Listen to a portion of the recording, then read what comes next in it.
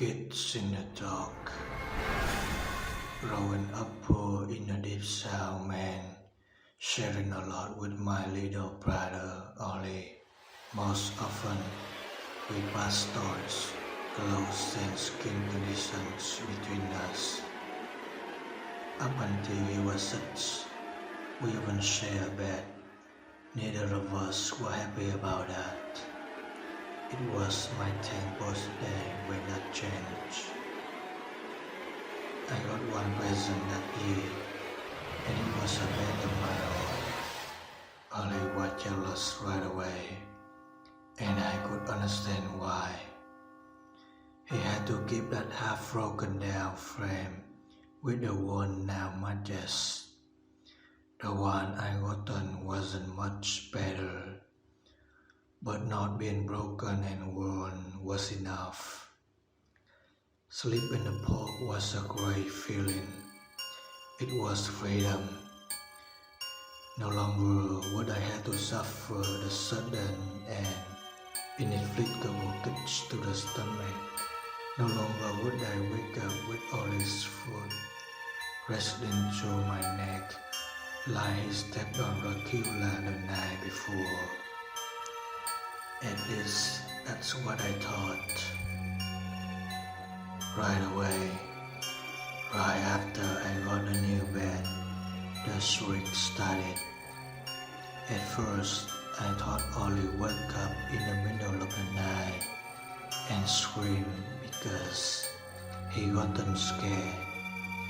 Then, the sound echoed through the tiny room again, and I knew it wasn't a normal cry. The room was always set black and pitch. After sunset, the one window we had was pressed against a long-lived pine, and even the biggest, brightest moon cast no light inside. The street just about drove me crazy. Every night, probably at the same exact time, these sharp yaps would knock me right out of my dreams. It wasn't my mom or dad yelling either. I knew what I sounded like, believe me. Most worrying of all was the fact I could never tell where it was coming from. It seemed completely random. One night, it came from somewhere near the closet. The next, it shot down from a corner of the ceiling. Any hope I had of having my own space would get dust every time as Ollie would silently slip into the bed with me, shaking like crazy. He grasped onto me and wouldn't let go until it was almost daybreak. Most time, I check his hand and tell him everything was going to be okay, that it'd be over by morning, but I was never really sure. Over time, the story started changing. At first, it was only by small degrees, but eventually, it took on a more hooting sound that vibrated calling out its fierce warning. I had to clasp pillows to my ears just to keep from going deaf.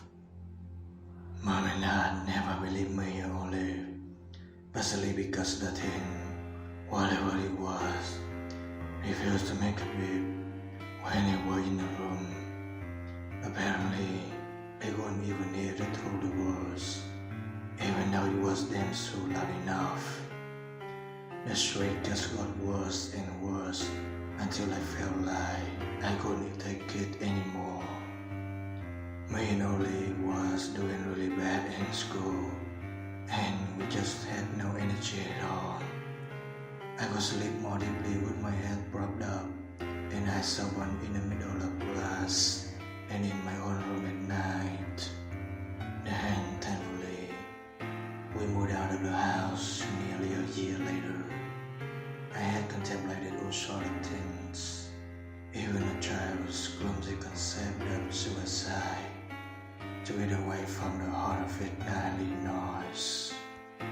There was no problem at the next house. It was a nice white cookie cutter home on a dead-end street, and I welcomed the normalcy. What's more, when we moved in, there was one bed waiting for me and Holly. No more broken bed, no more second bed. I ended up having to share anyway. The only problem was deciding who get the top bunk.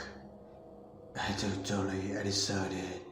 After all, I had gotten a new bed way back, and he ruined it by climbing in every night. What? He shook his head. I never did that. I had always wondered why the noise stopped the second I was sharing my bed. Now I had the answer.